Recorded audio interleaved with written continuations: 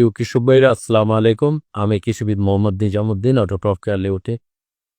আজকে আমি আলোচনা করব সাকসেস ও গ্লাডিয়াস ব্যবহার করে কিভাবে মরিচের থ্রিপ্স পোকা দমন করা যায়। কৃষক ভাইরা, মূলত থ্রিপ্স পোকাটা হলো রস শোষণকারী পোকা। এই পোকা যখন মরিচে আক্রমণ করে কি লক্ষণ প্রকাশ পায় সেটাই আমাদেরকে ফার্স্ট দেখতে হবে। মূলত থ্রিপ্স পোকাটা মরিচের পাতার উপরে বসে, অর্থাৎ মরিচের যে শিরাটা থাকে, মাঝের শিরা, এটা দুই পাশ থেকে এরা রস শোষণ করে।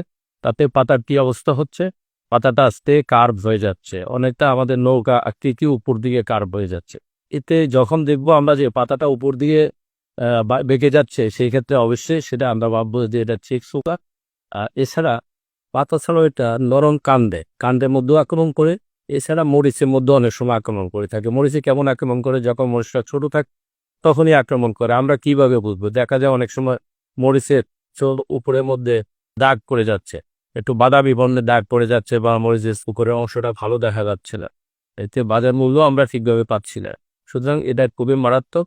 এবং চূড়ান্ত পর্যায়ে দেখা যাচ্ছে অনেক সময় গাছের বৃদ্ধিটা থেমে যাচ্ছে, পাতাগুলো ছোট হয়ে যাচ্ছে, তাতে আমাদের মরিচ এর ফলনের ব্যাপক ক্ষতি হয়ে থাকে। সেক্ষেত্রে যখনই আমরা থ্রিপ্স পোকার আক্রমণ দেখব, যখনই পাতাগুলো উপর দিকে বাইকে যাচ্ছে এরকম আমরা দেখবো, তখনই আমরা বুঝবো যে এটা থ্রিপ্স পোকা। তাৎক্ষণিকভাবে আমরা দমন ব্যবস্থা করবো। সেক্ষেত্রে আমরা গ্লাডিয়াস আমরা প্রতি লিটার পানিতে 1 মিলি হারে আমরা স্প্রে করব।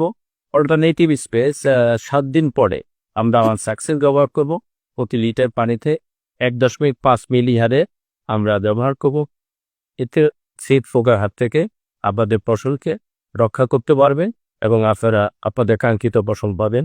আশা করি আমাদের পরামর্শ মোতাবেক আপনারা গ্লাডিয়া এবং সাকসেস ব্যবহার করবেন এবং আপনারা আপনাদের কাঙ্ক্ষিত ফসল পাবেন। পরিশেষে সবাইকে ধন্যবাদ জানিয়ে আমি শেষ করছি। আসসালামু আলাইকুম ওয়া রাহমাতুল্লাহি ওয়া বারাকাতুহু।